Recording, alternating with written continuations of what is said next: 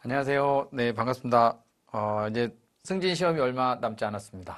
올 한 해도 이제 거의 마무리가 되어 가고는 있는데, 중요한 거는 이제 여러분들이 마무리를 좀 잘 하셔야 되겠죠. 지금 시간으로는 뭐 이제 많이 남은 시간은 아니라서, 이제, 그동안 공부하셨던 거 잘 정리를 하시고, 그리고 이제 지금 촬영하는 거는 뭐 아시겠지만, 이제 찍기 특강. 이건 어디까지나, 저도 찍은 거라서, 아마 문제에 꼭 나온다는 개념보다는 이제 중요한 거, 요건 좀 나올 가능성이 좀 높은 거, 이런 것만 좀 선별을 했고요.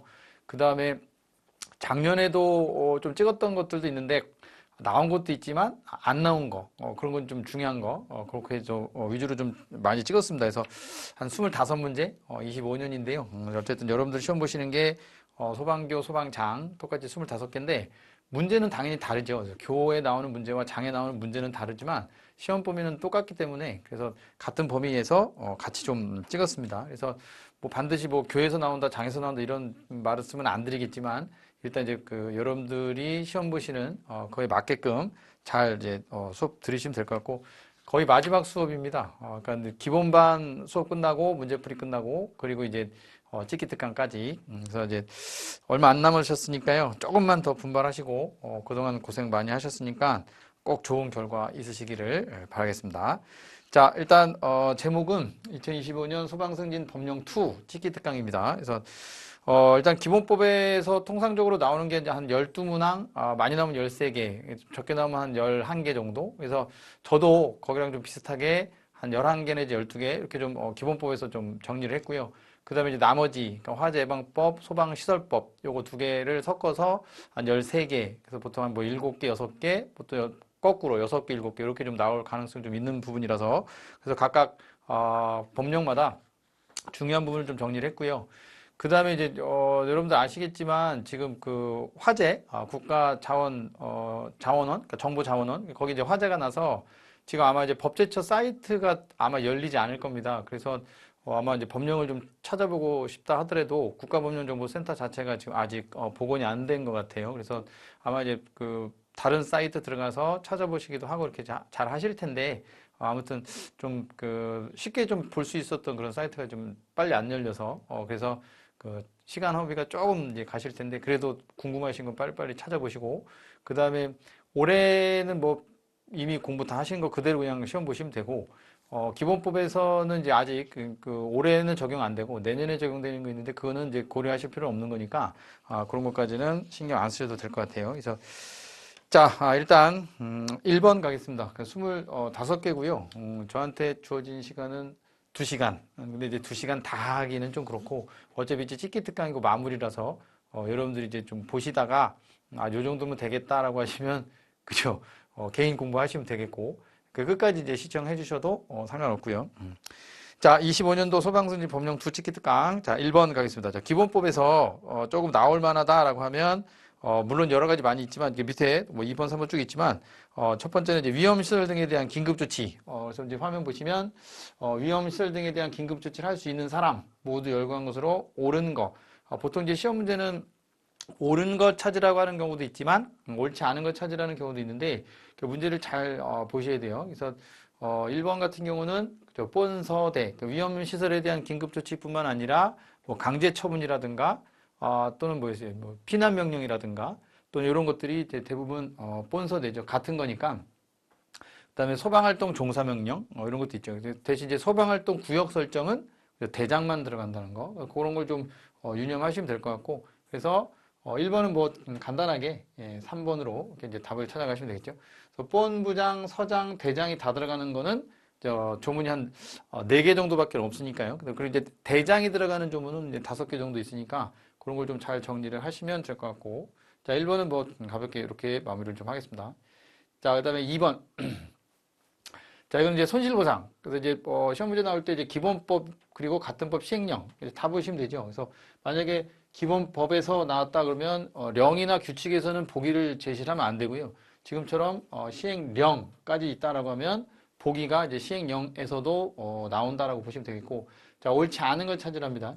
그래서 강제 처분에 따른 처분으로 인하여 손실 입은 자도 손실보상의 대상이 된다. 그죠? 우리 이제 손실보상에 대한 대상은 강제 처분도 물론 있지만 그 예를 들어 뭐 소방활동 종사명령으로 인해서 뭐 종사 잘 하시다가 뭐 다쳤다거나 이럴 때, 그다음에 이제 적법한 권한에서 이제 좀 이제 손실 입었다. 그러면 보상을 다 해줄 수 있죠. 그래서 1번 맞고요. 이제 2번에 청장 또는 시도지사는 보상권자죠. 그래서 청장 또는 시도지사는 손실보상심의위원회 심사 의결에 따라 정당한 보상을 해야 되고, 이제 손실보상을 청구할 수 있는 권리는 손실이 있음을 안 날로부터는 3년, 발생한 날로부터는 5년간.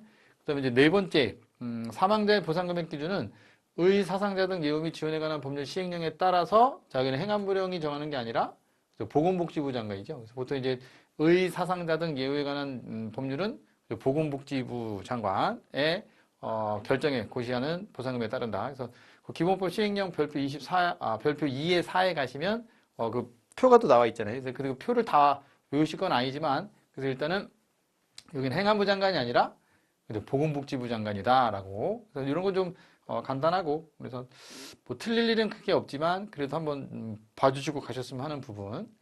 자, 그 다음에 요거 3번은 굉장히 중요하죠. 그래서 뭐 이거는 말씀 안 드려도 아마 시험에 거의 매년 나온다고 보셔도 되고요. 뭐 우리 저 승진 시험뿐만 아니라 임용에서도 이제 잘 나오는 파트입니다. 기본법에서 아주 이제 단골인 파트인데, 시행규칙 3조에서 소방서의 119 종합상황실장이 본부의 종합상황실에다가 이제 보고해야 되는 상황으로 규정된 것은 그랬습니다. 여기서 이제 규정된 것은 이라고 하는 거는 이제 기준에 대한 거를 이제 찾아라라는 거죠. 그래서 보통 시험 문제가 해당하는 걸 찾아라, 또는 이제 그 기준에 부합하는 걸 찾는 거, 이런 것도 나올 수가 있고, 그 다음에 이제 지금은 이제 하나만 찾는 거지만 이런 것들 갖다 상자 안에 넣어놓고 보고해야 되는 상황에 대한 걸로 해당하는 것만 골라라, 이렇게 나올 수도 있고요. 특히 이제 옳지 않은 거 골라라, 또는 보고사항이 아닌 걸로 짝지어진 것은, 이렇게 나올 수도 있습니다. 이제 반대로. 그래서 문제를 항상 잘 보셔야 되고, 당연히 보고해야 되는 상황으로 읽었지만 가끔 이제 문제를 풀다 보면 또 저 갑자기 사상자가 5인 이상? 그럼 사상자 10인인데? 라고 하고 1번에다가 답 체크를 하고 가시는 분들이 있는데, 그거는 이제 혹시라도 이제 머릿속에서 틀린 것 찾아라 라고 이제 그렇게 좀 판단이 됐을 때 1번 찍으시면 안 되죠. 여기는 맞는 것 찾는 거니까. 그래서 사상자는 10명이죠, 10명. 사망이 5인이고요. 글씨 잘 읽으셔야 됩니다. 시험장 가시면 워낙 또 긴장도 하고 하시니까 글씨 또 잘못 읽으시면 안 되고. 이재민은 100명이죠, 100명.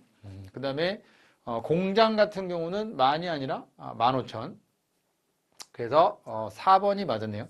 그래서 항구에 메어둔, 또 이제 항해 중인, 또 이러면 안 되는 거니까 일단은 뭐 항해 중이라고 나오면 당연히 틀린 거고. 그래서 1,000톤. 그래서 중요한 거는 이 문제 자체도 중요하지만 뭐 당연히 이제 잘 숙지를 하고 계시겠죠. 그래서 기본법 3조에 대한 119 종합상황실, 그러니까 서에서 본부에서 청으로 보고해야 되는 상황에 대해서 잘 정리를 좀 해 주셔야 될 것 같고, 여기 숫자 위주로만 좀 보시면 될 것 같아요. 그래서 나머지 뭐 숫자 안 나온 거는 그냥 한번 쭉 읽어보시면 되겠고, 특히 여기 병상 이거 같은 경우 이제 정신병원, 한방병원, 그다음에 이제 종합병원, 요양소. 그래서 병상이라는 거, 병실이 아니라 이런 것도 잘 보시고, 물론 여기만 있는 게 아니라 요 밑에도 있습니다. 그래서 요 2호, 3호, 4호도 있으니까 확인 좀 잘 해주셔야 될 것 같고, 그래서 일단 3번 문제는 이제 상당히 좀 중요한 부분이니까요. 절대로 틀리시면 안 돼요. 이게 나왔다가 특히 뭐 매번 그 말씀드리지만 기본법에서 나오는 문제는 다 맞추셔야 된다. 여기서 만약에 실수로 아차해서 하나가 틀렸다 그러면 남들보다 한 문제 정도 조금 더 뒤쳐져서 간다고 생각하셔야 돼요. 그러니까 기본법 문제는 일단은 다 맞춰야 된다는 걸로 생각을 좀 하셔야 돼요. 그래서 절대 틀리시면 안 됩니다. 그러니까 끝까지 잘 생각하시고 막 아무거나 또 찍지 마시고. 그러니까 사실 이제 법령은 공부하시면 하신 대로 성적이 나오는 거라서 계속 꾸준하게 이제 책을 보시고 하시다 보면 그죠, 점수 잘 나옵니다. 그래서 좀 효작 과목이기도 하죠. 자, 그다음에 4번 기본법상 5년 이하 징역, 벌칙과 관련된 문제도 한 문항 정도가 나올 거라고 꼭 보셔야 될 것 같고, 그다음에 이제 벌칙뿐만 아니라 그 시행령과 관련된 행정처분 관련된 거, 뭐 1차, 2차, 3차, 물론 이제 뒤에 가면 그런 류의 문제를 좀 뭐 넣긴 넣었는데요. 거기도 일단 공부를 좀 하셔야 됩니다. 자, 5년 이하의 징역, 5천만 원 이하의 벌금에 처하는 경우로 해당하지 않는 것은, 이제 해당하는 게 아니라 해당하지 않는 거. 보통 5년에 5천이면 우리 저 공무원들 이렇게 위력으로 이제 소방활동 못하게 방해하는 거, 소방 자동차 출동 방해하는 거, 이게 대부분 5년 5천인데 우리 강제 처분해서 지금 이제 화재가 나서 그 이제 처리를 해야 되는데 그걸 못하게 방해하거나 명령이 따르지 않았다. 그러면 이제 거기는 이제 3년에 3천이고, 그 다음에 이제 나머지 소방 자동차가 진행을 해야 되는데 물건이나 불법으로 주정차되어 있는 차량들 때문에 그 소방 활동에 좀 방해를 받았다. 그러면 이제 그거에 대해서는 이제 300만 원 이하의 벌금이다. 이렇게 되겠죠. 그래서 자, 그럼 여기 보시면 3번에 소방 활동하여 긴급하게 출동할 때 그 소방 활동에 방해가 되는 물건을 제거하거나 이동시키는 것을 방해했더라. 요거는 300만 원 이하의 벌금이고, 나머지 1, 2, 4는 그죠, 5년에 5천 되겠죠. 그래서 이거 뭐 어려운 파트는 아니라, 그래서 간단하게 도 볼 수 있는 거라. 그래서 이런 것도 한번 챙겨보시라라고 갖고 왔고요. 자, 그 다음에 이제 이런 것도 예전에 이제 임용에서도 한번 나온 적은 있는데, 이게 사실 이제 그 승진 시험에서는 나올 가능성이 좀 더 있다라고 보셔야 되고, 소방활동 장비가 또 여러 개가 있잖아요. 뭐 자동차도 있고, 뭐 배도 있고, 헬기도 있고 있는데, 자, 그런 지문들에서 중형이냐, 뭐 대형이냐, 소형이냐 이런 거 있죠. 그래서 이제 배연차라든가 이런 거는 중형밖에 없는 거니까. 보통 이제 기준이 중형이면 170마력, 뭐 이렇게 좀 돼 있을 거니까요. 자, 그래서 기억에 맞는 것만 찾는 거죠. 기준 가격에 대한 내용으로 옳은 것만. 그래서 화학 소방차 같은 경우 이제 고성능 이랬을 때는 한 340마력 이렇게 돼 있죠. 그래서 밑에 해설도 있는데 뭐 여기 있죠. 고성능 화학 소방차 340, 사다리 차가 이제 33m 그러면 330 이렇게 돼 있고, 나머지 대부분 이제 뭐 중형 기준으로 170 이렇게만 좀 기억을 해주시면 될 것 같아요. 그래서 일단 기억은 잘못된 거죠. 그래서 기억은 틀렸고 340이니까 이런 것도 잘 봐놓으셔야 돼요. 그리고 이제 소방활동 장비 말고 또 뭐 있습니까? 그래서 소방 전용 통신 설비나 전산 설비도 있는데, 사실 거기는 뭐 주기억 장치, 보조기억 장치 이런 식으로 뭐 그러니까 하드 용량 뭐 이런 용량 쪽으로 나오니까 그런 거에서는 나올 가능성이 좀 없다고 보시는 게 낫고요. 우리는 요 정도 소방활동 장비, 그러니까 자동차, 배, 그다음에 이제 헬기, 헬리콥터 이런 정도로 좀 보시면 되겠고, 자, 그다음에 이제 배연차, 아까 얘기했지만 이제 중형 같은 경우는 이제 보통 이제 170마력 기준으로 생각하시라 그랬죠. 그래서 일단 기억 니은이 틀렸으니까 기억이 들어가 있는 거 지워버리면 1번 땡이고 4번도 땡이네요. 니은이 들어가 있는 거 땡이면 그저 남는 거 하나밖에 없네요. 그래서 디귿, 니을, 미음 그렇게 해서 답을 빨리 찾아가시는 방법도 있다. 근데 만약에 이걸 몰랐다 하더라도 나머지 요 디귿, 니을, 미음은 잘 또 기억을 하셔야 되죠. 그래서 국고보조 산정 기준, 기준 가격을 이제 매길 때 국내 조달품이다라고 하면 정부 고시 가격, 자, 해외 이제 수입 물품이다 그러면 조달청에서 조사한 해외 시장의 시가. 근데 만약에 이 두 가지가 다 없다, 정부 고시 가격도 없고 조달청에서 조사한 해외 시장의 시가가 없더라라고 하면 믿을 만한, 그러니까 둘 이상의 공신력 있는 믿을 만한 물가 조사 기관에서 조사한 가격의 평균 가격. 그래서 디귿, 니을, 미음은 당연히 뭐 기억을 하고 계실 거고, 만약에 이제 기억, 니은 이거 340인지 170 이걸 모르면 요 밑에 거라도 보고 답을 찾으셔야 된다. 그래서 일단 이거 좀 보시고요. 그 다음에 저녁에 해설에다가 이 표를 다 갖고 오지 않았어요. 이게 표가 너무 길어서 그냥 보기상에 나와 있는 것만 좀 잘랐습니다. 그래서 여러분들 이제 기본서에는 전부 다 책이 다 나와 있으니까 그걸 좀 한번 확인 좀 해보시고, 특히 사다리차 아까 말씀드렸던 33m 그러면 330, 27m 이상 330, 그 나머지는 뭐 240. 그래서 뭐 중형, 조명차나 배연차는 중형밖에 없는 거니까요. 그래서 이렇게 해서 보시고, 밑에 가시면 이제 배도 있죠. 소방정, 그다음에 이제 헬기도 있으니까 그거는 책에서 잘 찾아서 한번 봐주시면 될 것 같고, 자, 그다음에 6번 가겠습니다. 이렇게 이제 고르는 문제들 위주로 좀 나올 수가 있어요. 그래서 이제 아까 앞에 문제처럼 단답식으로 그냥 몇 번 이렇게 딱 찍는 문제도 있지만 주로 이제 우리 시험은 이런 식으로 몇 개 중에 맞는 거 골라라 또는 틀린 것만 묶인 것은 이렇게 이제 나올 수도 있는 거니까 항상 이런 문제도 잘 기억하셔야 되고, 자, 그러면 여기 보시면 이제 시행 규칙입니다, 이번에. 그리고 그 사실 문제가 법이나 령 이런 데서 나오면 좀 내용이 좀 쉬운데, 이런 규칙에서 나오면 문제가 좀 어려워질 수도 있지만 기본법은 보통 이제 령이나 이런 데서 나올 만한 게 별로 없죠. 대부분 다 이제 규칙적으로 들어가 있으니까 시행규칙에. 자, 여기 소방력 동원입니다. 요청에 관한 내용으로 소방력 동원 요청 시 팩스나 전화 등의 방법으로 통지를 하는데 사항으로 고른 것으로 옳은 것, 그러니까 통지해야 될 사항. 자, 그러면 당연히 소방력 동원이라고 하는 거는 누가?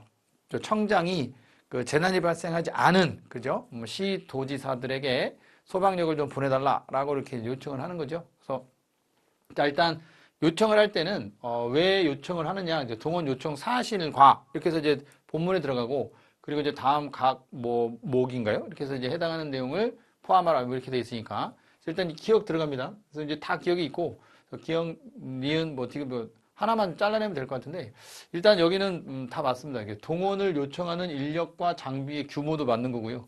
그다음에 소방력 이송 수단 및 집결 장소도 알려줘야 되죠. 그래서 거기서 딱 모이는 거고 소방 활동을 수행하게 될 즉 재난의 규모라든가 원인 등 소방 활동에 필요한 정보를 다 줘야 되겠죠. 그래서 거기 시행규칙에 보면은 이제 여기 보면 청장은 각 시도지사에게 소방력 동원을 요청할 때 동원 요청 사실과라는 말이 여기 있습니다. 그래서 동원 요청을 해야 되는 그 사실, 왜 동원 요청을 하고 있느냐에 대한 내용뿐만 아니라 내용과 사실과 다음 각 호, 여기 있네요. 다음 각 호에 해당하는 사항을 팩스나 전화 등의 방법으로 통지하라 이렇게 되어 있습니다. 그러니까 이렇게 세 가지만 있는 게 아니라 실제로 동원 요청을 하는 사실이라는 내용도 포함이 된다는 거.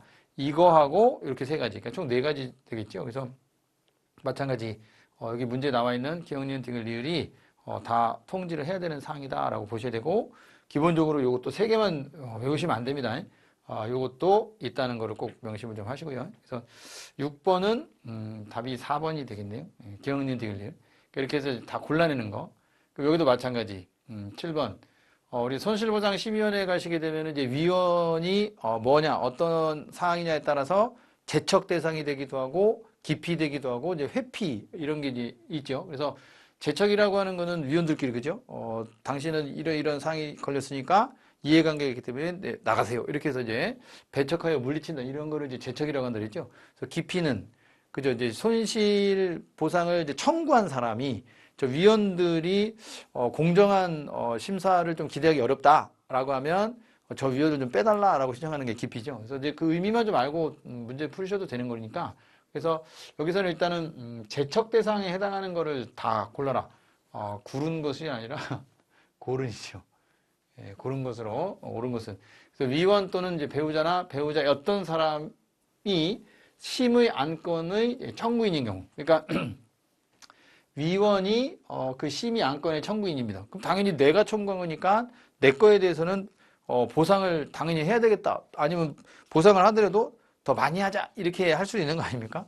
당연히 그러니까 많이 한다기보다는 심의를 할 때 내 거니 내가 신청한 거니까 당연히 보상해야 된다 이렇게 얘기할 거 아니에요? 근데 다른 위원들이 봤을 때는 이거는 당신이 신청한 거니까 안 되겠다. 당신 빼고 심의를 해야 되겠다. 이렇게 해서 제척 대상이 되기도 하는 거죠. 물론 그 위원이 아니라 그 배우자나 배우자였던 사람이 그냥 안건의 청구인이다라고 하면 당연히 이 위원은 그 회의에 참석할 수가 없겠죠.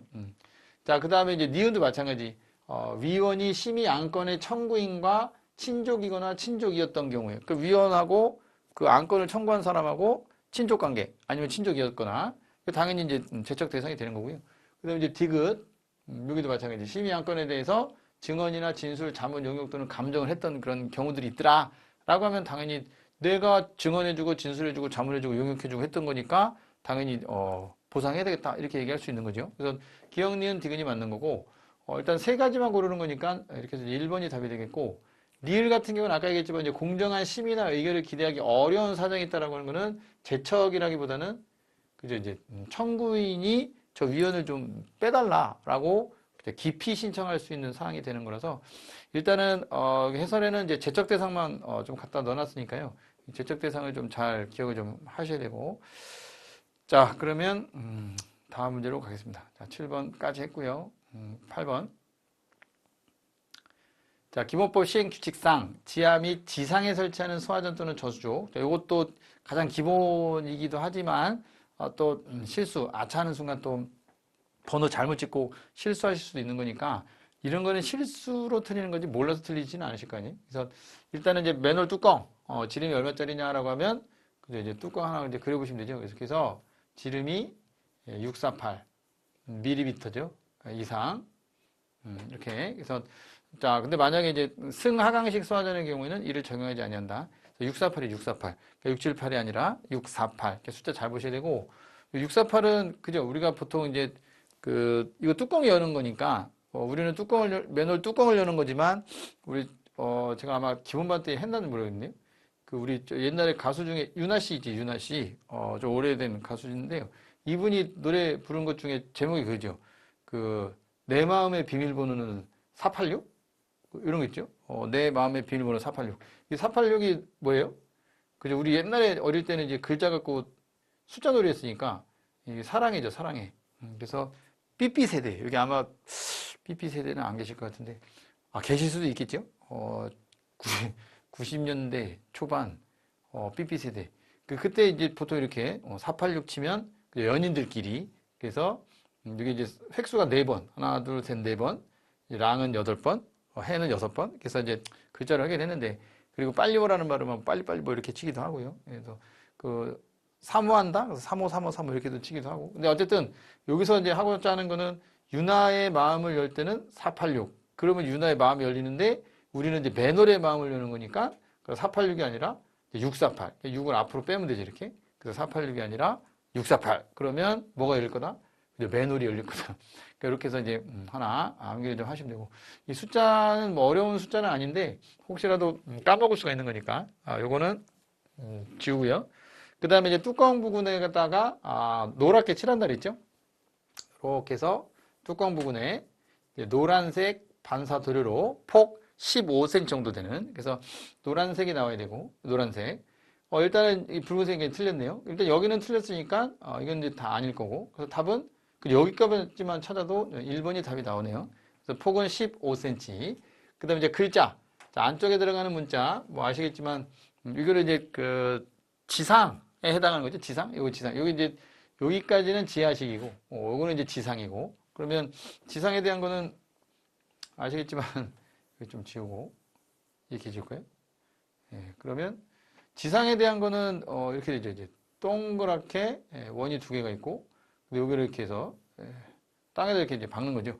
그러니까 물론 이제 높이도 있고 뭐 사이즈도 있고 다 있는데, 일단 중요한 거는 그 사이즈는 할 수 없는 경우에는 그렇게 못 하는 거니까 뭐 빼더라도 이 안에 색깔, 요 밖에 색깔, 요 안에 문자, 여기도 문자 있죠. 주정차 금지라는 뭐 이제 기본적으로 아실 거니까. 그래서 요게 안쪽 글자는 흰색, 바깥쪽 글자는 노란색. 안쪽 바탕은 붉은색, 바깥쪽 바탕은 파란색이다. 이렇게 해서 답은 아까 이제 뭐 1번, 그러니까 2개만 찾아도 일단 답이 나온다 그랬으니까, 자, 이렇게 해서 소방 용수 시설에 대한 기준은 당연히 뭐 저보다 훨씬 더 잘 아실 거고 하니까요. 그러니까 이런 사이즈는 필요 없다고요. 뭐라고 했냐면 여기 소방 용수 표지를 세우는 것이 매우 어렵거나 부적당한 경우에는 그 규격 등을 다르게 할 수 있다. 그러니까 다르게 딱 무조건 이렇게만 하라고 돼 있으면 물론 나올 수도 있겠지만 규격을 다르게 할 수도 있다고 했는데 문제를 내지는 않을 거니까요. 그래서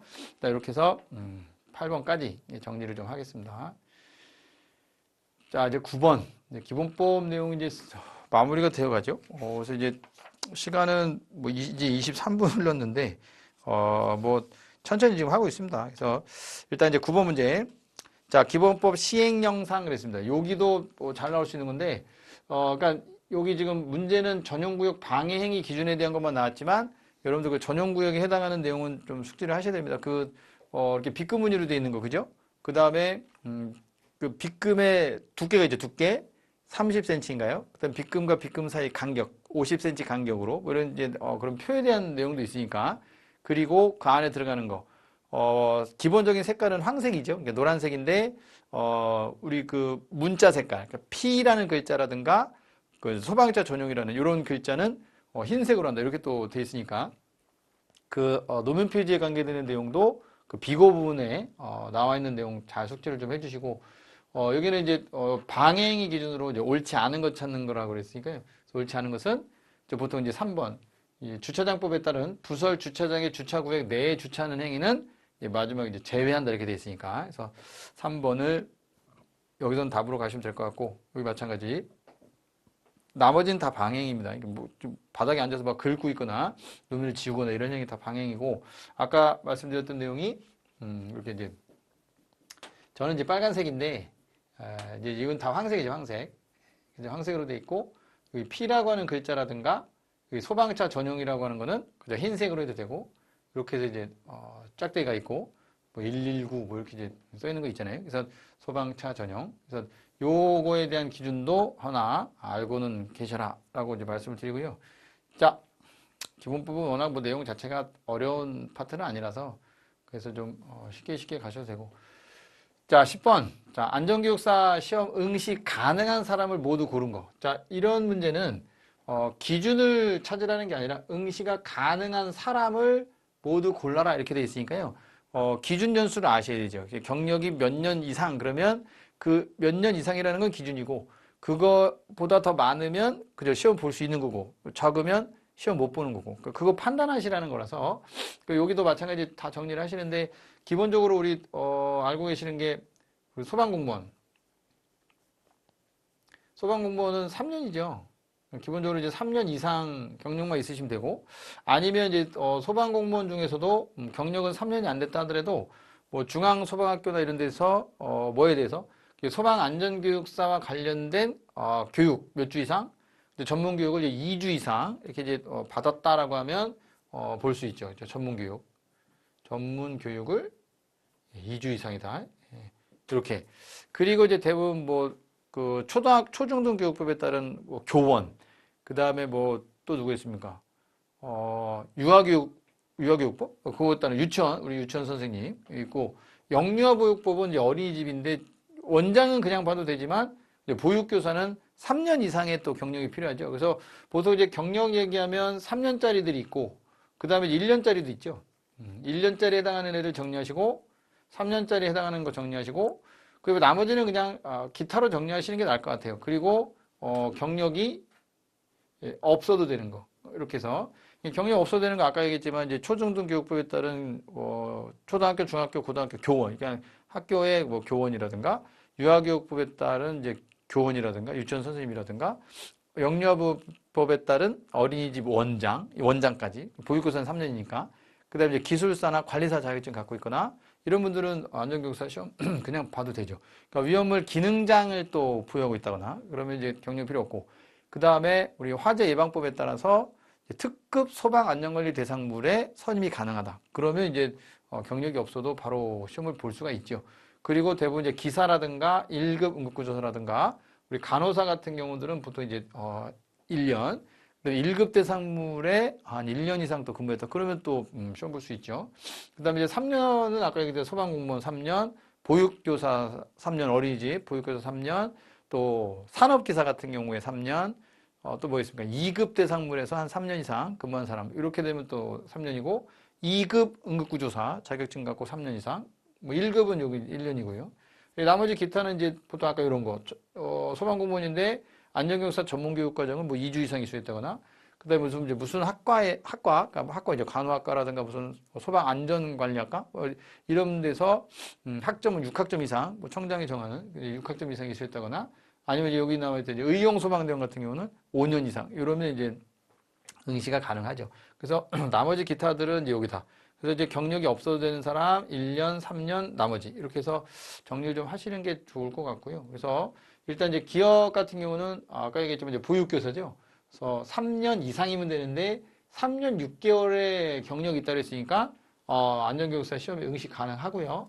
그다음에 니은 같은 경우는 이제 여기 산업기사, 안전관리 분야의 기사 같은 경우는 1년 이상이지만 산업기사 같은 경우는 3년 이상이라고 그랬죠. 3년 이상. 근데 산업기사 따고 1년 8개월밖에 종사 안 했으니까 니은에 해당하는 사람은 시험 응시 자격이 없는 거죠. 그 다음에 이제 디귿, 간호법 제4조에 따라 간호사 면허증 따고 1년 이상이면 되는데 2년간 종사했다고 그랬으니까 디귿 시험 볼 수 있죠. 그 다음에 리을은 2급 응급구조사는 기본이 3년이라고 그랬는데 여기 2년간 그랬으니까 1년 미달입니다. 안 되는 거고. 일단 이제 기역 디귿이 들어가 있는 것만 찾아도 되는데 그러니까 니은이나 리을이 들어가 있으면 틀린 거죠. 리을이 들어가 있으니까 다 틀렸네요, 여기. 그러면 여기 하나밖에 없네요. 그래서 이렇게 해서 1번. 이렇게 해서 답을 찾아가셔도 상관없는 거니까. 자, 그리고 확인하시면 소방공무원 5년간 그랬으니까 기본은 3년 이상인데 가능하죠? 그래서 여기 지금 TV 시청하시는 VTR 시청하시는 분들 중에도 요번에 이제 승진 시험 끝나고 나서 혹시라도 이런 쪽에 관심이 좀 있으시면 응시를 좀 하셔도 되겠죠. 자, 그다음에 이제 비읍 이건 안 된다 그랬지, 아까? 의용소방대원은 기본이 5년인데요. 3년이라고 했으니까 경력이 부족하죠. 그래서 일단 이제 1번. 그래서 여기 안전교육사 응시 자격에 관련된 내용도 한번 정리를 하시면 되겠고. 보통 이제 자격에 대한 거 좀 하시고요. 시험에 대한 사항을 전부 다 하시려고는 안 하셔도 됩니다. 그래서 해설은 요 다음 페이지에다가 그래서 이제 넣어놨으니까 한번 쭉 읽어보시고 여기도 옛날에는 이제 과가 정해진 않았는데 지금은 정해졌으니까 교육학과, 응급구조학과, 의학과, 간호학과, 소방안전관련학과 이렇게 되어 있습니다. 여기서 청장이 정하여 고시하는 교과목 총 6학점 이상을 이수한 사람. 이건 이제 기타에다가 넣으시면 되겠죠. 근데 여기서 이제 학교라고 하는 거는 이게 강목이 어느 하나에 해당하는 기관이 이 과목이나 나목에 해당하는 학점 인정제 같은 경우에는 이제 나목에 해당하는 거고 고등교육법 같은 경우는 이제 뭐 2조 1호부터 6호까지는 대학을 말하는 거죠. 대학, 뭐 전문대학, 산업대학, 기술대학, 교육대학, 뭐 사이버대학 뭐 등등등 그런 걸 말하는 거니까 하여튼 거기에 학교에서 기관에서 교육학과 내지는 요거 5개죠. 하나, 둘, 셋, 넷, 5개. 요 5개 학과에 해당하는 그죠? 학생분들 가운데 학과에 개설된 교과목 중에서 소방안전교육과 관련된 청장이 정하여 고시하는 교과목 6학점을 이수했다 그러면 충분히 시험 응시가 가능하다. 자, 아까 얘기했죠. 이제 기사는 1년, 산업기사는 3년 이런 식으로. 또 응급구조사도 1급은 1년, 2급은 3년 이렇게. 그다음에 의용소방대는 5년이죠 이렇게. 그다음에 이제 위험물 기능장, 기능장 같은 경우는 그냥 바로 시험 응시가 가능하고요. 그래서 잘 정리 한번 해주시고, 자 이제 11번. 이런 부분들 이제 과태료 관련된 거. 여기도 우리 앞에 쪽에는 이제 벌칙과 관련된 거 있었고, 그때 이제 제가 말씀드린 게 이런 부분들, 과태료 관련된 이런 부분들도 좀 정리를 해 놓으셔야 되겠다. 자, 이는 이제 일반 기준이 있고 개별 기준이 있는데, 자, 일반 기준은 위반 행위. 그래서 이제 몇 회, 1회냐, 2회냐, 3회냐, 이걸 갈 거냐, 몇 회로 갈 거냐는 부과 기준은 최근에 과태료 부과 처분을 받는 이게 다 똑같네요. 그래서 과태료 부과 처분을 받은 날로부터 여기 그래서 몇 년 아니냐, 이제 최근 몇 년간 그래 기억이 보통 1년인가 1년? 1년 안에 과태료 부과 처분을 받은 날로부터 또 다른 위반 행위를 또 했다. 1년 안에. 그래서 같은 위반 행위를 하여 또 적발이 됐더라라고 하면 그때 이제 회차가 올라간다. 2회, 그리고 또 1년 안에 또 했다 그러면 3회 뭐 이런 식으로. 근데 이제 중요한 거는 또 그러면 1년이 지나면 그죠. 그때는 이제 처음부터 다시 1회 이렇게 가겠죠. 그래서 자, 일단은 1년간이니까 1번 아니 2번이고 요 과태료 부과 처분을 받은 날은 뭐 똑같으니까 일단 답이 1번 아니 2번. 여기서 이제 갈리네요. 50, 50, 100, 100 마지막에서 갈리네요. 마지막 미음에. 그래서 우리 자동차 전용구역의 진입을 가로막는 등의 위반 행위를 했다. 이러면은 우리가 법에는 뭐라고 되어 있습니까? 법에는 뭐 얼마 이하의 뭐 과태료 뭐 이런 식으로 돼 있을 거 아니에요? 뭐 200만 원 이하 과태료? 근데 맥시멈 200이 아니라 100입니다. 100. 50, 100, 100. 그래서 2번을 찾아가시면 될 것 같아요.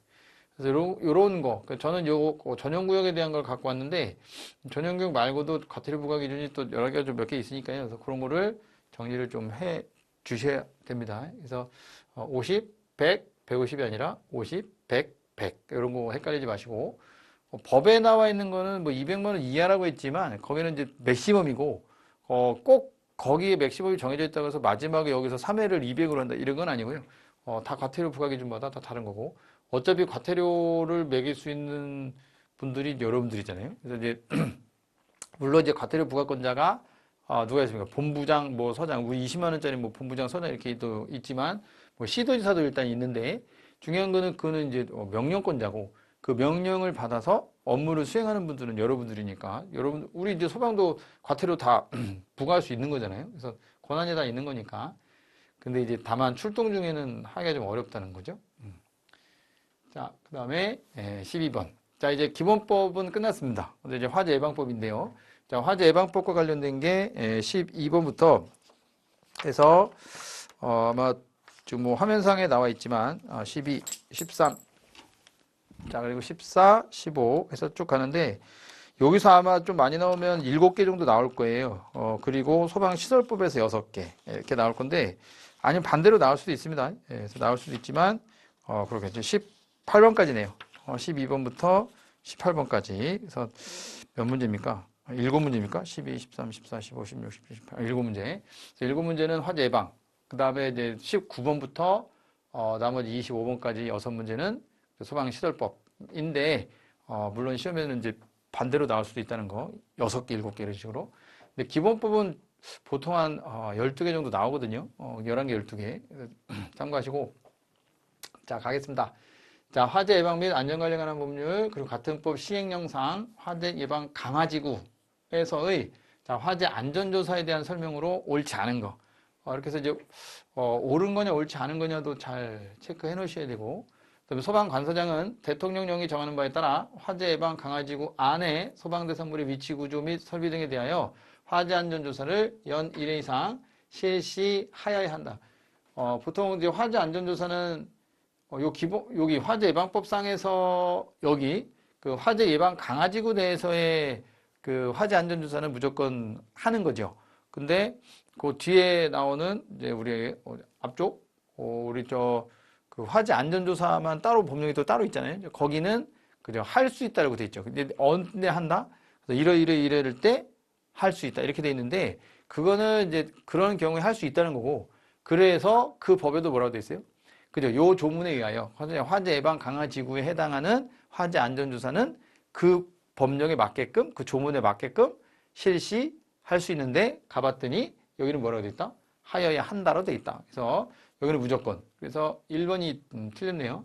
그래서 연 1회는 맞죠? 보통 우리가 이제 이런 것도 잘 기억하셔야 될 게 연 1회냐, 뭐 연 2회냐, 월 1회냐, 뭐 반기 1회냐 이런 부분들이 또 나오는 부분들이 있는데 보통은 연 1회가 많다 그랬죠? 연 1회가 많고 그 다음에 이제 월 1회는 뭐 몇 개 없고 그다음에 반기 1회는 이제 자체 점검 쪽에서 주로 나오고 이제 거의 없고 연 2회 같은 경우는 이제 피난 안전 교육 같은 거, 피난로에 대한 이렇게 안내도 같은 거 1년에 한 2번 정도 교육하거나 뭐 이런 내용들이 있으니까 그다음에 이제 3년에 한 번짜리가 하나 있죠. 소방 시설 규정을 정비하는 거.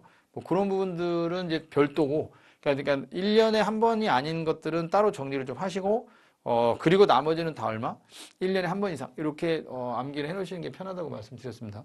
그래서 지금 뭐 새로운 거를 외우려고 하시면 안 되고 지금은 이제 시간이 얼마 안 남았기 때문에 종전에 공부하셨던 내용을 다시 한번 완벽하게 좀 정리를 하는 그런 시간을 좀 가지셔야 됩니다. 그래서 이제 시기적으로 이 방송이 이제 언제 송출이 될지 모르겠지만 임박해서 아마 되지 않을까 하는데 저는 조금 이제 그 미리 찍고 있는데 미리라고 해봐야 뭐 얼마 차이 나지 않습니다. 그래서 지금 이미 좀 제가 이제 반팔이지만 날씨는 시기적으로 좀 쌀쌀한 그런 이제 계절이라서 그래서 감기들 조심하셔야 되고 자 어쨌든 1번이 틀렸고 그다음에 이제 2번, 3번, 4번은 다 맞는 거죠.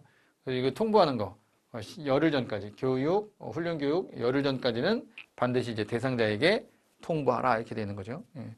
그러니까 이것도 하게 되면 통보하는 거고 실시하려는 경우 그랬으니까 이제 아니면 뭐 안 해도 되는 거고요. 자 나머지는 확인하시고 그래서 1번이 틀렸다는 거. 예. 명절들은 잘 세셨죠? 이러면 대충 이제 촬영 시기가 이제 추석 이후에 지금 촬영을 하고 있습니다. 자, 그 다음에 13번. 자, 마찬가지 시행령상 기체 연료를 사용하는 보일러의 경우 준수사항으로 적합하지 않은 거. 그러니까 이런 식으로 이제 뭐 적합하지 않은 걸 찾아라 이런 문제들이 좀 많이 나오죠.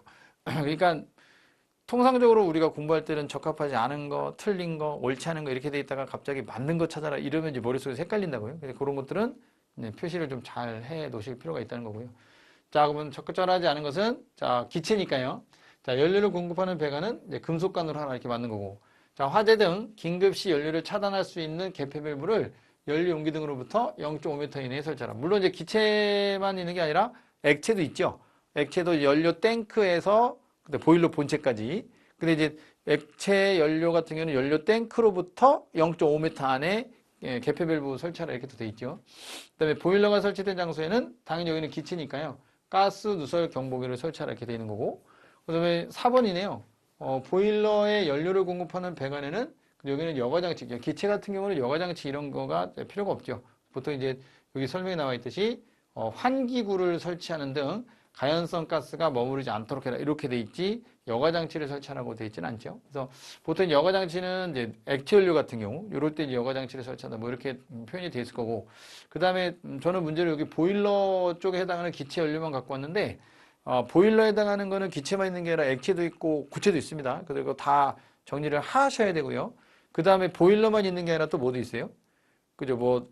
난로, 건조설비, 뭐 이런 것들 많이 있잖아요. 그래서, 그 다음에, 환기구나, 이런 것들은 연통, 이런 것들 배출구, 얼마 이상 이렇게 해야 된다, 밖으로 얼마 이상 나가야 된다, 뭐 이런 거 있으니까, 천장에서부터 얼마 떨어지고, 그러니까 그런 내용들은, 다 정리를 하셔야 됩니다, 이거. 예, 중요한 내용이고, 그 다음에 이제, 여기에 해당하는 내용 중에서 또 연결이 되는 게 또 있죠. 그래서 특수가물의 저장 취급이라든가, 그런 부분도 상당히 좀 중요합니다. 그래서, 아마 저희 문제에도 제가 아마 그걸 좀 가지고 왔을 건데, 그 다음 문제인데, 14번.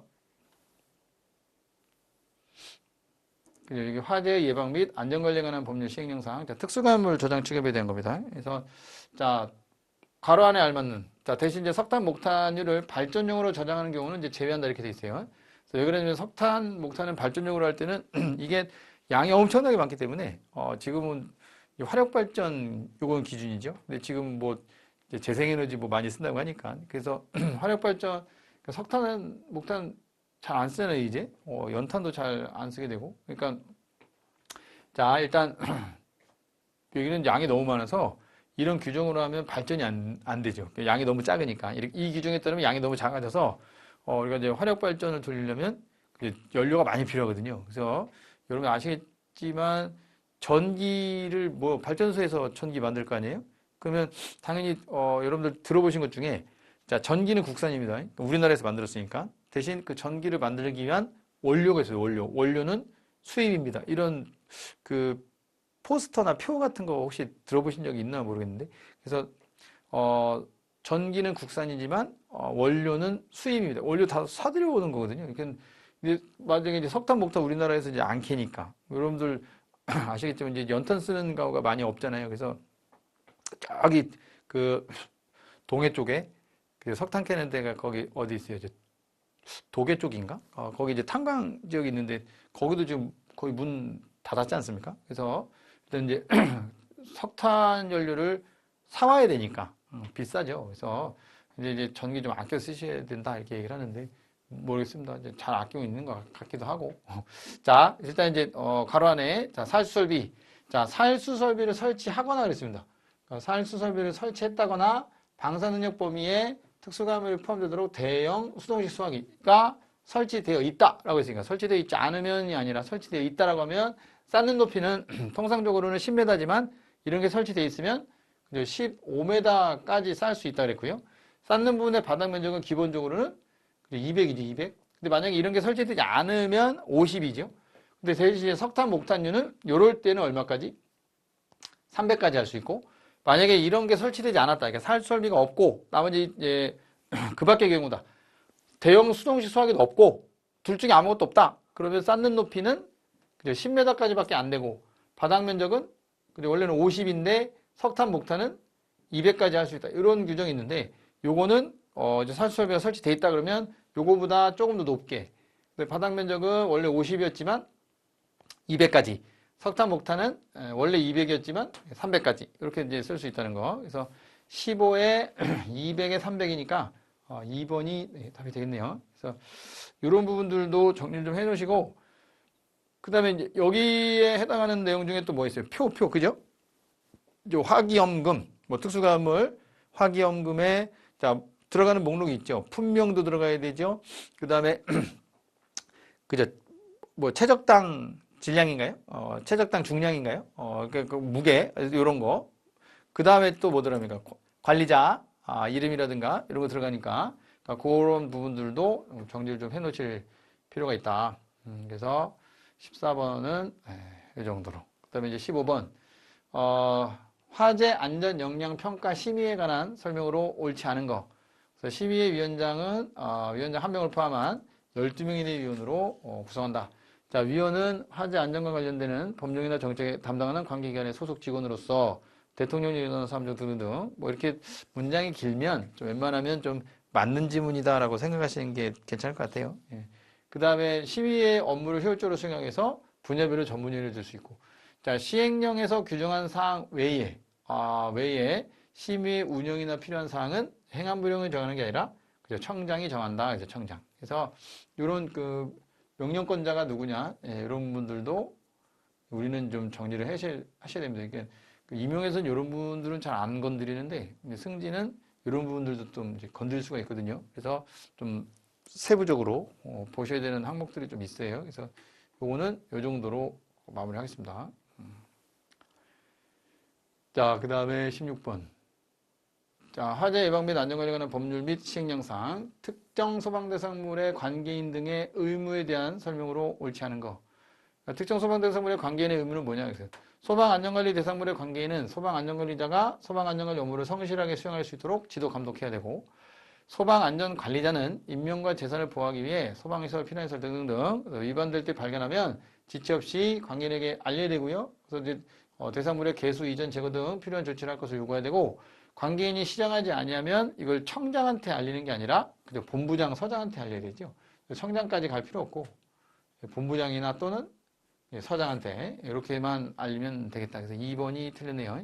그 다음에 3번에 다 맞는 거죠. 그래서 관계인의 지체 없이 이에 따라야 되고, 이를 이유로 안전관리자 해임하거나 보수의 지급을 거부하는 등 불이익한 처우에서도 아니 되고, 4번 같은 경우는 청본서장은 관계인 등의 소방안전 업무를 수행하는 사항에 대해서 그죠? 화재 안전 조사를 실시한다라고 되어 있죠. 그래서 자, 이렇게 해서 2번이 명령권자가 명령권자가 그 사실을 알려야 되는 사람이 좀 잘못됐죠. 그래서 요 밑에 내용에도 있지만 관계인 등의 의무입니다. 그래서 이제 관계인은 성실하게 수행할 수 있도록 지도 감독하고, 3번 같은 경우에 관계인이 시정하지 아니하면 그죠? 본부장 서장한테 알려야 되고, 방금 사망에 따른 조치 요구 등을 받았을 때 관계인은 지체 없이 그거에 따라야 되고, 그랬다는 이유를 가지고 불이익한 처우를 해서는 안 된다, 이런 말이 있습니다. 그 다음에 여기 화재 안전조사 항목, 그러니까 화재 안전조사를 하는데 누가? 청장, 본부장, 서장이. 그리고 화재 안전조사는 대부분 이제 청본서죠. 아까 우리 화재 예방 강화지구에 해당하는 화재 안전조사는 그죠? 거기는 관서장 뭐 이렇게 돼 있겠지만 어차피 관서장이 청본서 아닙니까? 자, 그래서 일단 이제 화재 안전조사를 실시한다. 자, 그래서 조사 항목은 이런 것들이 있다. 그래서 그냥 참고로 한번 읽어보시면 될 것 같고요. 자, 이제 17번입니다. 자, 화재 예방 및 안전관리에 관한 법률 시행령상 시행 계획의 수립, 시행 및 세부 시행 계획 수립. 이거는 이제 그냥 계획이 아니라 기본 계획이 아닙니다. 여기 잘 보셔야 돼요. 시행 계획의 수립이고요. 그 다음에 그거에 따른 세부 시행 계획의 수립 시행입니다. 그러니까 기본 계획은 이미 청장이 언제 그죠? 관계 기관의 장들과 뭐 이렇게 뭐 협의를 거친다거나 이렇게 해서 언제까지 만들죠? 기본 계획을? 협의는 아마 8월 말일까지 할 거고, 그리고 기본 계획에 대한 거를 아마 이제 9월 말일까지 아마 하겠죠? 그래서, 누구한테 이제 주면, 그걸 누구한테 줘요? 시도지사나, 그죠? 이런 이제 방금 전에 얘기했던, 관계기관의 뭐 장들에게 이제 주면 그 사람들이 이제 보통 이제 청장은 또 기본 계획을 시행하기 위한 또 시행 계획을 여기 이제 계획 시행 전년도. 여기서 계획은 무슨 계획이에요? 요 시행 계획입니다. 시행 계획을 전년도 언제까지? 그죠? 10월 31일까지 수립을 하고요. 이 수립된 내용을 갖다가 기본 계획과 더불어서 청장은 장과 시장에게 도지사, 시도지사죠. 기본 계획은 이미 그 전에 만들어 놓은 거죠. 9월 말일인가까지 만들 거고요. 그리고 이제 시행 계획은 이때까지 10월 30일까지 만들었죠. 그러면 이미 만들어 놓은 기본 계획과 지금 10월 31일까지 만든 이 시행 계획을 각각 계획 시행 전년도 10월 31일까지. 그러니까 이거 만들고 이거 꼭 이때까지만 만들어라는 게 아니죠. 그 전에 만들 수도 있는 거니까. 그럼 어쨌든 간에 기본 계획과 시행 계획을 똑같이 시행 계획이 만들어지는 그 마지막 날까지 일단 이제 통보를 해라 라고 되어 있습니다. 그리고 이제 통보를 받은 관계 중앙행정기관의 장과 시도에서는 세부 시행 계획을 수립하는데 이걸 언제까지 만든다 이제. 그죠? 12월 31일까지 만들어서 청장에게 또 통보를 해야 된다 이렇게 되어 있습니다. 그래서 일단은 이제 기본 계획은 청장이 9월 말일까지 아마 만들어 놓을 거고요. 물론 이제 8월 말일까지 협의를 거쳐서 9월 말일까지 만들 거고, 그리고 나서 이제 시행 계획은 10월 31일까지 만드는 거고, 그러면 앞에서 만들어 놨던 기본 계획과 시행 계획이 만들어지면 그걸 어쨌든 10월 31일까지 시행계획을 만들어 갔으니까 그 만든 날짜까지 두 개를 그죠? 시도지사나 관계중앙행정기관장한테 이제 통보를 하는 거고요. 그럼 그거를 이제 받았죠? 10월 31일까지. 그러면 그걸 갖고 세부 시행계획을 12월 31일까지 만든다. 이렇게 생각을 하시면 되죠. 그래서 앞에 기억에 들어갈 거 10월 31일. 물론 니은에 들어갈 것도 10월 31일. 마지막은 12월 31일. 보통 아마 그 계획 같은 거 보시면 11월 30일까지라는 거는 거의 없을 거예요. 거의 없고 보통은 이제 8월 말 협의하는 거, 기본 계획을 협의하는 거는 8월 말까지. 기본 계획을 만든 거는 수립하는 거는 9월 30일까지. 그리고 시행 계획은 10월 31일까지. 그리고 세부 시행 계획은 12월 30일까지. 그래서 보통 해당하는 달의 말일이라고 보시면 되죠. 자, 여기 소방청장이 기본 계획을 시행하기 위한 시행 계획을 시행 전년도 10월 31일까지 수립하는데 거기 이제 포함된 사항이 이렇게 있는 거고요. 자, 그리고 이제 세부 시행 계획은 여기 청장이 방금 전에 뭘 만들어서 기본 계획과 시행 계획을 다 만들었으면 시행 전년도 10월 31일까지 통보하는 겁니다. 그리고 세부 시행 계획은 시도지사하고 중앙행정기관장이 시행 전년도 12월 31일까지 세부 시행 계획을 만드는 거죠. 그럴 때 이 세부 시행 계획에 포함된 사항은 이렇게 나와 있는 거고. 자, 이런 날짜들도 우리 승진 시험에서는 좀 물어볼 수 있어요. 임용에서는 이런 날짜들 잘 안 물어보는데 승진은 얼마든지 또 물어볼 수 있는 내용이 있어서 정리를 하셔야 될 필요성이 있고요. 자, 그 다음에 뭐 끊지 않고요. 지금 시간은 50분이 넘어갔는데 끊지 않고 그냥 쭉 마무리까지 가도록 하겠습니다. 그래서 자, 18번은 좀 힘드시면 자체적으로 정지시켰다가 다시 플레이해서 보시면 되고요. 아니면 이제 좀 괜찮다 싶으면 그냥 쭉 끝까지 얼마 남지 않았으니까요. 그래서 끝까지 보시고 마무리 하셔도 될 것 같고, 그다음에 좀 뭐 집중이 잘 안 된다 그러면 가서 끊고 담배 한 대 태우시고 오셔도 되고요. 그래서 자, 여기는 이제 시행 영상, 또 불을 사용하는 설비 관리 기준. 그러니까 여기서 이제 이동식 난로 사용할 수 없는 장소들이 많이 있는데 그 장소에 해당하지 않는 거. 그러니까 보통 이동식 난로는 어디는 쓰지 말라고 돼 있죠. 다만 뭐 고정을 시켜 놓는다거나 쓰러져도 자동으로 연료가 새지 않게끔 차단하면서 그리고 소화가 이렇게 다 돼버리는 이러한 경우에는 상관이 없다고 돼 있는데 지금 여기는 이제 그런 거 빼고 그러니까 난로가 쓰러지지 않도록 받침대로 고정시키거나 쓰러지는 경우 즉시 소화되고 연료의 누출을 차단할 수 있는 장치가 부착된 경우는 제외하고 그러면 이동식 난로는 어디는 쓰지 말라고 돼 있는데 그렇지 않은 장소를 찾으라는 거예요. 그냥 써도 되는 장소. 그러니까 이런 조치를 하지 않아도 쓸 수 있는 곳이 어디냐라고 하면 그죠? 도서관이나 휴게소입니다. 휴게소. 3번 그러니까 도서관, 휴게소는 제외 대상에 들어가지 않아요. 그러니까 여기 보시면 뭐 이제 저는 난로 이렇게 있죠. 난로 지금 난로는 연통으로부터 그러니까 천장으로부터 연통은 0.6m 이상 떨어지고 연통의 배출구는 건물 밖으로 0.6m 이상 튀어나오게 뭐 이건 당연히 아셔야 되고 그 다음에 여기 지금 문제는 요겁니다. 다목. 네? 그래서 이동식 난로는 다음의 장소에서는 사용하면 안 된다. 그러니까 여기서는 이제 쓰면 안 된다는 건데요. 다만 이런 장치가 부착된 경우에는 그러지 않다. 근데 이런 거 빼고 그러면 이런 데는 못 쓴다. 대신 문제는 그냥 쓸 수 있는 데를 찾아라는 거니까 여기는 뭐가 없다? 도서관이나 휴게소가 없다는 거죠. 여기 이제 독서실 있죠. 못 쓰는 거예요. 다중영업소 못 쓰고 학원 못 씁니다. 그 다음에 독서실 못 쓰고요. 여기도 있어요. 숙박업 안 되고요. 목욕장업 안 되고요. 그다음에 세탁업의 영업장 안 됩니다. 그 다음에 이제 의원, 치과의원, 한의원, 조산원, 병원, 치과병원, 한방병원, 요양병원, 정신병원, 종합병원.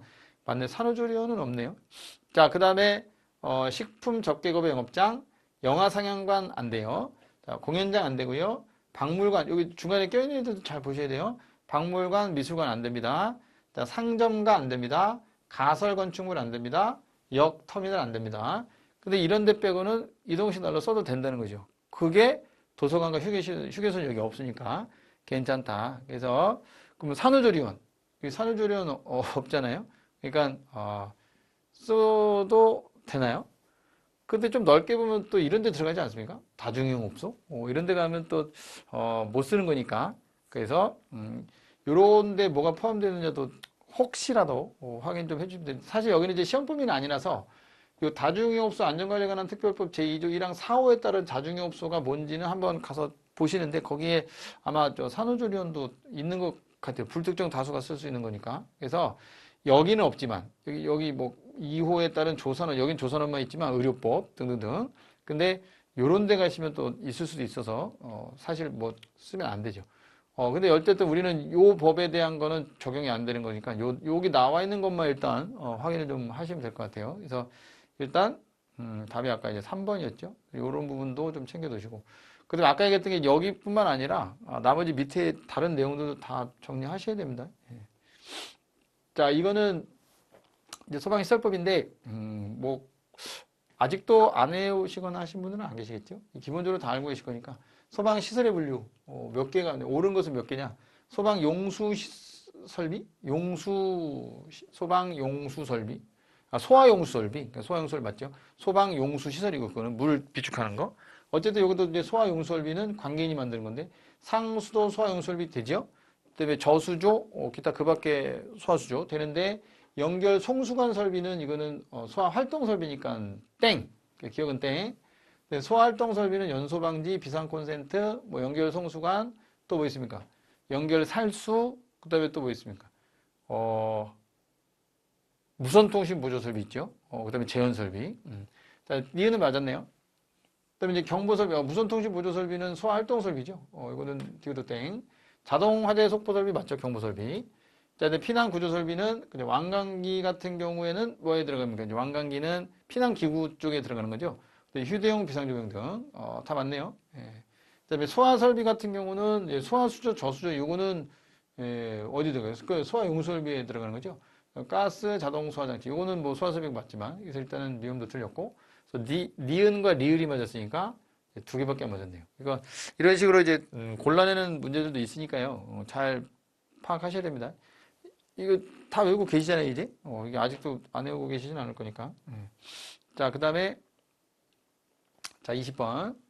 자, 요거는 수용 인원 산정. 자, 지금은 제가 이제 수용 인원 산정에 대한 뭐만? 옳은 거만 찾아라. 이렇게 이제 문제를 냈는데, 갖고 왔는데, 이제 중요한 건 이런 것만 보는 게 아니라, 수용 인원 산정에 대한, 뭐도 나올 수 있다. 계산. 계산 문제도 나올 수 있다는 걸 염두를 하셔야 됩니다. 계산 문제. 그래서 다음 해당하는 대상물의 수용 인원은 몇 명입니까? 라고 물어볼 수 있는 거죠. 그래서 이제 상자 안에다가 대상물들을 다 줄 거 아니에요. 그래서 예전에 그런 부류의 문제가 나온 적이 있죠. 그 승진 시험에서 몇 개를 주고요. 다음 중 수용 인원이 가장 많은 시설부터인가? 이렇게 해서 이제 순서대로 나열된 걸 찾아 이렇게 나왔던 문제도 있었던 것 같아요. 그래서 그 각각의 대상물마다 수용 인원들 다 계산하셔야 어디가 수용 인원이 제일 많구나라는 거를 이제 계산하실 수가 있겠죠. 그렇게 해서 기억, 니은, 디귿, 리을 순서 찾는 문제. 그런 것도 예전에 한번 나왔던 것 같은데. 자, 일단 어쨌든, 자, 그 계산 문제를 하려면, 그 기본적인 내용을 또 숙지를 하셔야 되니까. 자, 침대가 없는 숙박시설이라고 그랬습니다. 그럼 침대가 없다라고 하면 숙박시설은 종사자 수에다가, 당연히 종사자 수는 가산하는 거예요. 그리고 바닥 면적 얼마마다? 3.0제곱미터, 그러니까 3제곱미터로 나누어 얻은 수를 종사자 수의 뭐야? 합한 수로 한다. 이렇게 되는 거죠. 만약에 침대가 있는 숙박이다 그러면, 그죠? 침대 수. 근데 만약에 이제, 2인용이다라고 한다면, 그러니까 두 개로 본다. 이렇게 되는 거고. 자, 그러면 강의실. 자, 강의실만 있는 게 아니라 또 뭐 있어요? 강의실, 교무실, 상담실, 실습실, 휴게실인가요? 여기는 1.9로 나눈 거죠. 1.9제곱미터. 자, 그 다음에 이제 종교시설, 말고 또 뭐 있습니까? 문집, 그죠? 운동, 종교, 강당, 그죠? 이렇게 해서 이제 네 개는, 4.6으로 나누는데, 혹시 이제 고정된 의자가 있다 그러면 의자수. 근데 만약에 이제 의자가 좀 긴 의자다라고 하면 그 긴 의자의 정면 너비를 얼마로? 0.45로 나누어서 얻은 수라고 돼 있죠. 그래서 긴 의자인 경우에. 그래서 3번이 좀 맞는 것 같고요. 그 다음에 4번은 바닥 면적을 산정할 때는 복도, 계단, 화장실의 바닥 면적은 그죠, 제외죠, 제외. 포함이 아니라. 그리고 소수점 이하 어떻게 해요? 그죠, 반올림이 아니라 반올림. 그죠, 반올림. 소수점 이하 반올림. 절상이라고 하면 안 되고요. 반올림입니다. 예, 그래서 그렇게 알고 계시면 될 것 같고. 소수점 이하는 반올림해라 이렇게 돼 있죠. 그래서 만약에 33.5 이렇게 나오면 34명으로 가셔야 되고 32.4 이러면 이제 32명으로 가셔야 되고 그래서 반올림이니까 5부터 올리는 거. 그러니까 절상의 개념하고는 좀 다르죠. 그러니까 절상은 무조건 올리는 거고 여기는 이제 반올림이라고 되어 있으니까 그런 거 잘 확인하시고요. 자, 일단 이 내용은 여기까지인데 이거 면적 다 머릿속으로 생각하셔야 됩니다. 이렇게 계산도 할 줄 아셔야 되고. 그래서 자, 그러면 20번은 여기까지. 21번. 이것도 비상조명등 설치된 거. 저는 이제 비상조명등 설치 대상으로 갖고 왔는데요. 비상조명등. 그래서 이거는 이제 피난 구조 설비죠. 비상조명등은.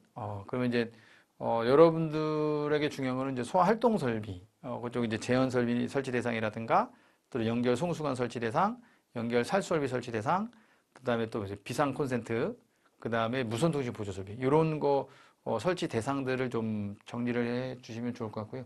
어쨌든 저는 왜 비상 조명등 여기서 문제가 꼭 나온다는 요 비상 조명등에서 문제가 나온다는 개념이 아니라 요 해당하는 소방 시설을 설치해야 되는 그 별표 몇 번입니까? 시행령 별표 4번인가요? 어떤 뭐 그 특정 소방 대상물의 관계인이 설치해야 되는 그 특정 소방 대상물마다 규모 용도 이런 것마다 설치해야 되는 소방 시설의 종류들이 또 있잖아요. 그래서 그거를 잘 정리를 하시는데 저는 비상 조명등을 갖고 왔고 여러분들은 이제 여기 말고 또 정리하실 게 소화 활동 설비는 좀 정리해 주셔야 됩니다. 그리고 스프링쿨러 설비 설치 대상 소화 설비 쪽에서는 이제 스프링쿨러 그 다음에 뭐 혹시라도 하나 더 보면 간이 스프링 요 정도는 보셔야 되고 그 다음에 좀 더 보게 되면 물분무 그거 다 보면 좋은데 근데 만약에 이제 경보 설비 같은 경우는 뭐 자탐 자속은 뭐 당연히 기본이고요.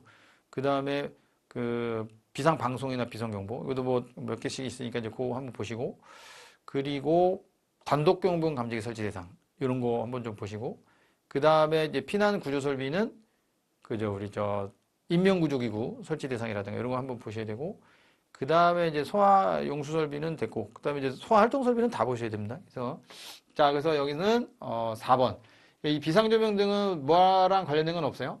수용인원 관련된 거는 없습니다. 그러니까 터널은 500m, 그 지하층을 포함한 층수가 5층 이상인 건물로서 5층 이상이면서죠. 건물로서 연면적 3,000제곱미터 이상이면 모든 층에다가 비상조명등 설치하라 이런 말이죠. 그러니까 이걸 만족하지 않으면 그러니까 여기는 건물로서니까요. 5층 이상인 건물인데 연면적이 3,000제곱미터 이상이 안 되더라 라고 하면 안 해도 된다는 거예요. 근데 만약에 이제 연면적 3,000 이상은 맞는데 5층 이상이 아니더라 라고 하면 거긴 또 안 해도 되는 거죠. 그러니까 4층밖에 안 되는데 연면적이 3,500이다 이러면 안 해도 되는 거예요. 그러니까 해야 되는 거는 5층 이상이면서 3,000제곱미터 이상일 때 그럴 때 이제 하라는 거죠. 그래서 그 다음에 이제 3번은 자 2번에 해당하지 않는 그러니까 5층도 안 되고 내지는 3,000제곱미터도 안 되더라 라고 하면 아까 제가 안 한다 그랬지만 대상물로서 그 지하층이나 무창층의 바닥 면적이 또 450제곱미터 이상인 경우다라고 하면 그 해당 층만 모든 층이 아니라 해당 층에 비상조명등 설치해라 이 소리예요. 그래서 여기 이제 지하층은 아래로 내려가는 거고 여기 중요한 건 또 무창층이죠. 여러분들 무창층의 정의는 알고 계시잖아요. 무창층은 지하층이 아니라 지상층 가운데 이렇게 돼 있으니까 그 중에 이제 바닥 면적이 450제곱미터 이상인 층이 있더라라고 하면 그죠? 5층 이상인데 연면적 3,000제곱미터가 안 되는 것 중에 그 중에 무창층이 있더라라고 하면 그 해당 층에 또는 이제 지하층이 있다면 지하층에 이렇게 이제 하라는 거죠. 그럼 4번에 수용인원 산정된 거는 여기는 해당 사항 없으니까요. 그래서 비상조명등은 이 세 개밖에 없습니다. 잘 기억하셔야 되고 그러니까 시험 문제를 낼 때 물론 이제 양이 많은 거에서 문제를 뽑아서 낼 수도 있지만 이렇게 딱 세 개밖에 없는 애들은 하나 엉뚱한 거 갖다 집어 넣어버리면 문제 내기가 좀 수월하거든요. 그래서 요거를 좀 가져온 건데 자, 그 다음에 22번 자, 우리 건축 허가 등을 할 때 규모와 관계없이 본부장 서장의 동의를 받아야 되는 대상물 있죠.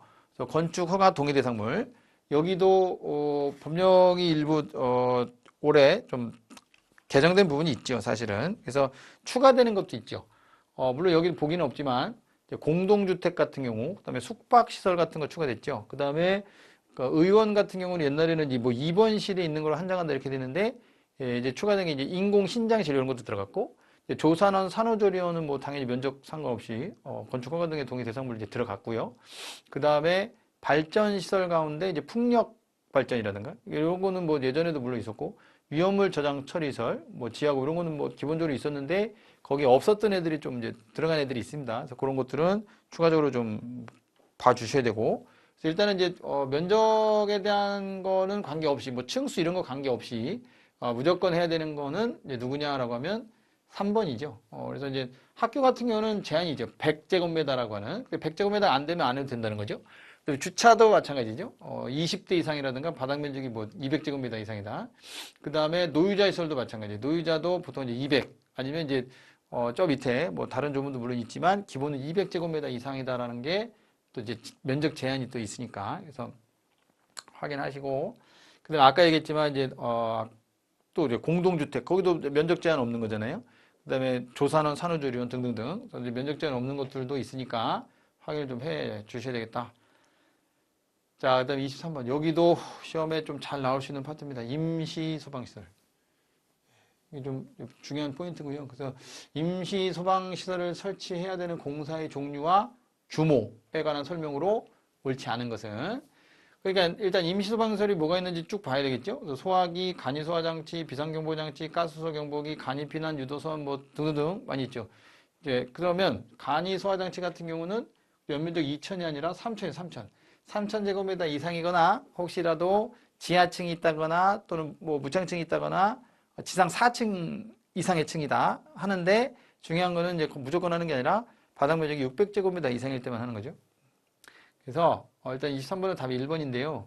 이제 중요한 건 여기를 보셔야 된다. 그래서 임시 소방시설의 종류를 먼저 보시고 소화기, 간이소화장치, 비상경보장치, 가스 누설 경보기, 간이 피난 유도선, 비상조명 등 방화포 그래서 임시 소방시설을 보시고 그 다음에 이제 설치해야 되는 공사의 종류 규모는 간이소화장치는 연면적 3,000 이상이거나 아니면 지하층이나 무창층이나 4층 이상의 층인데 이때 그 해당 층의 바닥 면적은 얼마 이상? 600제곱미터 이상의 경우만 해당된다 이렇게 되어 있습니다.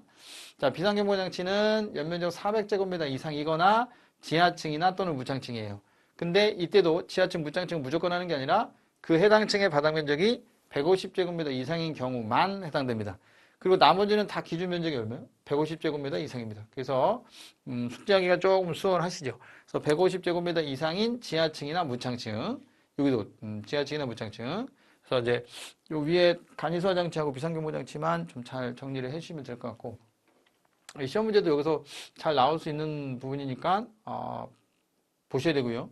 그리고 예를 들어 뭐 대상물을 주고 다음 대상물에 뭐 임시 소방 시설을 갖출 때 반드시 갖추어야 될 설비로 틀린 거, 그러니까 안 해도 되는 거, 그러니까 반드시 갖춰야 될 설비에 해당하지 않는 거 골라라 이렇게 나올 수도 있거든요. 그러니까 자 이런 면적 규모를 잘 숙지를 해놓으셔야 된다라고 하는 거고 임시소방시설 중요합니다. 왜 그러냐면 이제 보통 우리가 여러분 아시겠지만 이제 화재나 이런 게 좀 나게 되면 공사 현장 같은 데서 화재 날 수가 있거든요. 뭐 용접을 한다거나 용단한다거나 이럴 때 불똥 튀면서 날 수도 있는 거니까 잘 정리하셔야 됩니다.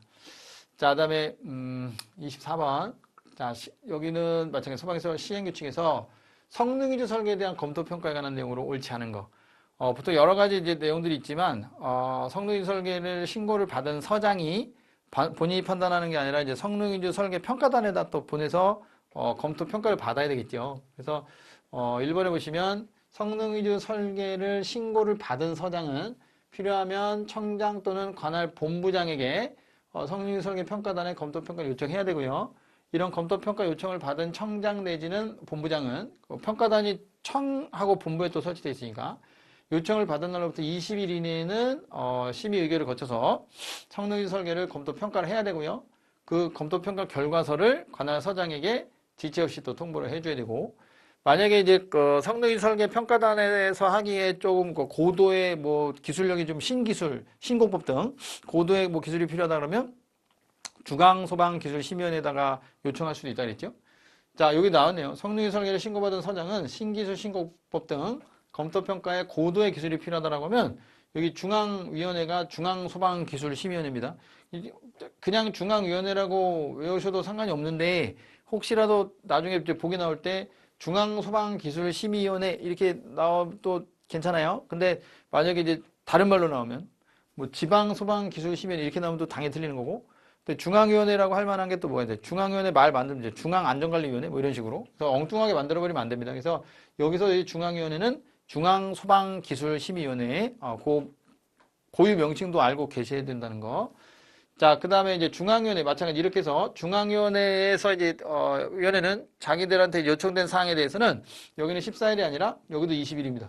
자, 아까 여기 평가단에서 평가 검토하는 시일도 20일이지만 이 중앙위원회에서 하는 것도 20일입니다. 20일. 근데 14일인 경우가 있긴 있죠. 14일은 언제? 그죠? 이제 성능이 설계에 대한 거가 좀 변경이 됐다, 변경. 대상물에 대한 뭐 층수가 변경이 됐다거나 면적이 변경이 됐다거나 변경이 된 거에 대해서는 그죠? 처음부터 다 볼 거 아니니까요. 그때는 이제 14일이다. 이렇게 될 수 있는데 여기는 변경에 대한 내용이 아니에요. 그냥 중앙위원회에 요청이 됐어 라고 한다면 그 요청 사항에 대해서는 20일 안에 통보하라 이렇게 되는 거거든요. 검토평가 맞춰서. 그래서 답이 4번입니다. 그러니까 변경사항에 대한 검토평가는 14일이지만 여기는 변경사항에 대한 검토평가가 아니잖아요. 그래서 그냥 20일로 답을 찾아가셔야 된다. 그래서 4번이 틀렸다라고 아시면 되겠고. 자, 이제 마지막이네요. 저한테 배정된 시간은 2시간이라 했는데 이 2시간 동안 여러분들 붙들고 있으면 그 가뜩이나 시간 아까운데 너무 긴 시간이라 여기까지만 하고 마무리하겠습니다. 한 1시간 15분 정도? 얼마 안 되는 거니까 끝까지 잘 봐주시고. 자, 25번 문제. 자, 여기도 시험 문제 나올 가능성이 좀 있습니다. 그래서 이제 소방시설의 기준이 강화되면 강화된 소방시설 기준을 적용해야 되는 대상물이 있는데, 자, 옳은 것은 그랬습니다. 그래서 자, 일단은 기억은 맞았나요? 옳은 것만 찾는 거예요. 그래서 공동구에 설치하는 건 소화기, 자동소화장치, 자탐, 통합감시시설, 유도등, 그다음에 연소방설비. 맞았네요. 그래서 여기도 잘 보셔야 될 게 이 공동구하고 전력 및 통신사업용은 같은 설비죠. 여기 소화기, 자동소화장치, 자탐, 통감, 유도등, 연소방지 똑같습니다. 그러니까 기억이 틀렸다면 니은하고 비교해 보시면 돼요. 그래서 전력통신사업용하고 그래서 잘 숙지를 하고 계시면 기억 니은이 일단 맞았다는 걸 알 수가 있고요. 디귿 같은 경우는 이제 노유자 시설이나 의료 같은 경우는 대통령령이 정하는 시설. 노유자는 주로 이제 간이 스프링, 자탐, 단독경보 감지기. 디귿은 맞았는데 의료는 스프링쿨러, 간이 스프링쿨러, 자탐, 자속이죠. 그래서 여기는 뭐가 틀렸어요? 또 화재 조기 진압용이 빠져야 됩니다. 그러니까 순서는 그렇다 쳐도 간이 스프링쿨러, 그냥 스프링쿨러 설비, 자탐 그리고 자속인데 원래는 스프링쿨러가 먼저 나오는 거죠. 근데 순서는 뭐 그렇다 쳐도 일단 화재 조기 진압용이 들어갔으니까 이건 틀렸다는 거고요.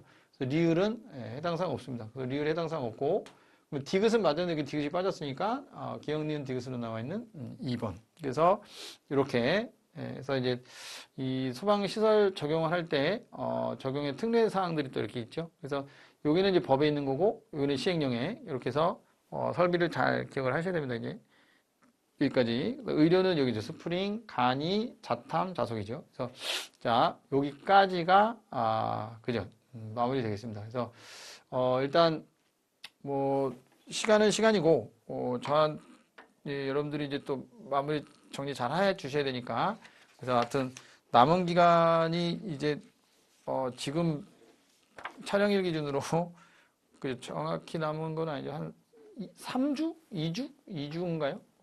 이제 추석 연휴 지나서 지금 촬영을 하고 있는 거라서 아마 여러분들 이제 11월 첫째 주에 시험을 보실 거니까 이제 뭐 얼마 남지 않았습니다. 그러니까 이 촬영 날짜가 중요한 게 아니라 여러분 이 VTR을 지금 보고 계시는 그 날짜로부터 얼마 남지 않은 기간에 방영이 좀 될 것 같은데 일단 끝까지 최선을 다해 주시고요. 그 시험장에 들어가셔서 너무 긴장되신다 그러면 그 보통 그 투레질 같은 거 아시죠? 그 투레질 많이 하면 비 온다 그랬는데 그날 많이 하셔도 됩니다. 긴장 푸시는 차원에서. 그래서 저도 옛날에 학교 다닐 때 들은 얘기인데 우리가 이제 경마장에 가면 말이 경기 뛰기 전에 이렇게 갇혀 있잖아요. 그때 말들도 긴장이 되니까 긴장 풀려고 하는 게 투레질이라고 하더라고요. 입술 툭툭 서는 거 있잖아요. 이게 좀 시끄러워도 하여튼 뭐 그렇게. 그 다음에 신분증 잘 챙겨가시고, 물론 이제 모든 시험의 기본 신분증, 그리고 뭐 준비물 잘 챙기셔서 빼먹지 말고, 요즘에는 이제 모바일 신분증도 많이 쓰기도 하시는데, 아무튼 마무리 잘 하셔가지고요, 좋은 결과 있으시길 바라겠습니다. 그래서 아마 요 영상이 마지막일 것 같아서 그냥 내년 새해 인사까지 그냥 해버릴까요? 하여튼 결과 좋은 결과 모두 다 합격하시고 새해 복 많이 받으시고 내년에도 건강하게 아무 사고 없이 업무에 종사하시길 바라겠습니다. 물러가겠습니다. 수고하셨습니다.